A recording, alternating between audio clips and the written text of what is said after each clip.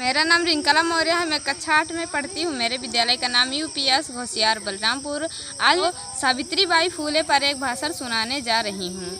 सावित्रीबाई को ब्रिटिश शासन के दौरान भारत में महिलाओं के शिक्षा की अग्रदूतों में से एक माना जाता है। 19वीं सदी में घोर अपमान करने के बाद भी सावित्रीबाई लड़कियों और महिलाओं के लिए प्रयास जारी रखे।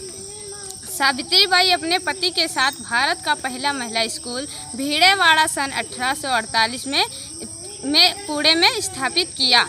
सावित्रीबाई तक महिलाओं के अधिकारों के लिए लड़ी। सावित्रीबाई फूले ने लक्ष्मी के यहाँ 3 जनवरी 1831 में जन्म लिया था और 1840 में उनका विवाह ज्योतिबा राव फूले से हो गया। बाद में ज्योतिबा फूले के नाम से लोकप्रिय हुई। ज्योतिराव सावित्रीबाई फूले के गुरु, संरक्षक व समर्थक थे। मराठी आदि की कवयित्री के रूप में भी सावित्रीबाई का पहचान था। उस जमाने में स्कूल खोजने के पाप माने जाने की वजह से लोग उन पर गंदगी व कीचड़ आदि फेंक देते थे, लेकिन सावित्रीबाई इन सब की परवाह न करते हुए हर धर्म व जाति, विधवा विवाह इन सब की कल्याण के लिए प्रयास करती रही। प्लेग महामारी के फैलने के दौरान मरीजों में फैलने के दौरान सावित्रीबाई फूले खुद भी एक लड़के की सेवा करते वक्त खुद भी प्लेग के चपेट में आने से सावित्रीबाई फूले का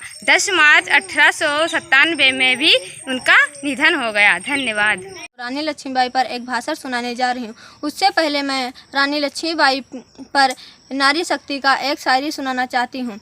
कोमल है कमज़ोर नहीं तू, शक्ति का नाम ही नारी है, शक्ति का नाम ही नारी है। जग को जीवन देने वाली मौत भी तुझसे हारी है। जिन्हें एक औरत द्वारा प्रदर्शित ताकत और साहस का प्रतीक माना जाता है। 1857 में झांसी की इस रानी ने वक्त आने पर अपने पुत्र सहित मैदान में उतरकर दुश्मनों की बहादुरी से सामना किया एवं मराठा राज्य सहित देश को भी सम्मान दिलाया। वाराणसी में 19 नवंबर 1928 को जन्मी रानी लक्ष्मीबाई के बचपन का नाम मणिकर्णिका था।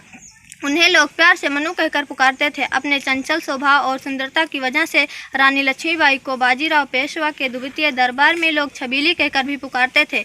शास्त्रों के साथ शास्त्र की भी शिक्षा प्राप्त करने वाली रानी लक्ष्मीबाई का विवाह झांसी के मराठा संसित राजा गंगाधर राव नेवालकर से 18 वर्ष में हुआ था, जिससे वे झांसी की रानी बन गई थी।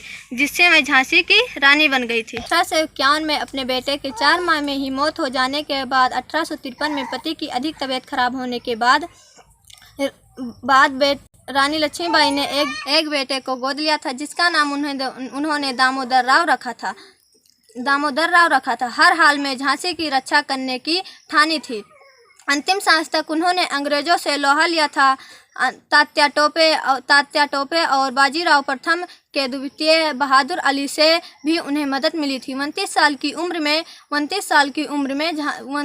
उम्र में रानी लक्ष्मीबाई ने अंग्रेजों से युद्ध लड़ते हुए 18 जून 1858 को ग्वालियर के समीप कोटा के सामने अपने प्राणों की आहुति दे दी थी। धन्यवाद। नमस्ते, मेरा नाम कोमल विश्वकर्मा है। मैं कक्षा 7 की विद्यार्थी हूँ। मेरे विद्यालय का नाम यूपीएस घोसियार बलरामपुर है। मैं आप लोग को सरोजिनी नायडू के बारे में बताने जा रही हूँ।